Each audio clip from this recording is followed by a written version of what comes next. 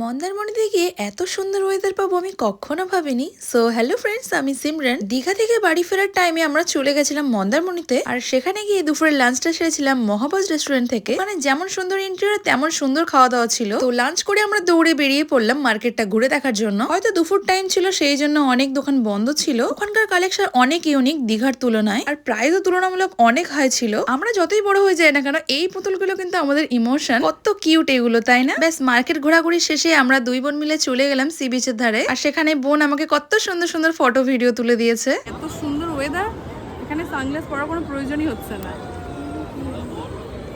আমাদের দুই বোনের ইচ্ছা মতো ফটো ভিডিও তুলে আসার পরেও দেখছি আমার আম্মির এখানে শপিং শেষ হচ্ছে না। তারপরে আম্মিকে জোর করে ধরে আমরা নিয়ে চলে এলাম কোলাঘাটে, আর আমরা ওখানে নেমেছিলাম শেরে পাঞ্জাবে। হ্যালো ভিউয়ার্স, ডায়লগ দাও। আমার ডায়লগ দিতে হবে না। এমনি ফেমাস, তাই তো? এমনি ফেমাস। তো আমরা তো একদম সন্ধ্যার টাইমে গিয়েছিলাম, ভীষণ ক্রাউড ছিল। আর এইদিকে এত জার্নি করার পর আমার মুখ চোখের তো হালই ছিল না। আমরা সবাই ভীষণ ক্লান্ত হয়ে গেছিলাম। ঘুরতে গেলে একটু এত কষ্ট হবে, কিন্তু তার মধ্যেও তো অনেক মজা আছে, তাই না? আর এইদিকে আমার ভাই আমাকে আইসক্রিম খাইয়ে দিচ্ছে বলে আমার বোনের তো আবার রাগ হচ্ছে। তো ফাইনালি আমরা কলকাতায় পৌঁছে আর্সারান থেকে বিরিয়ানি নিয়ে নিলাম, আর এখন এই তো ফ্রেঞ্চ ফ্রাই খেতে খেতে বাড়ির দিকে চললাম। আর তোমরা যারা আমার এই ব্যাগ আর ড্রেসের জন্য লিঙ্ক চাইছিলে, তো তাদের জন্য বলি, ড্রেসটা জুডিও থেকে নেওয়া আর ব্যাগটা আমি দীঘা থেকে নিয়েছি। তো এই তো, বাই, আল্লাহ হাফেজ।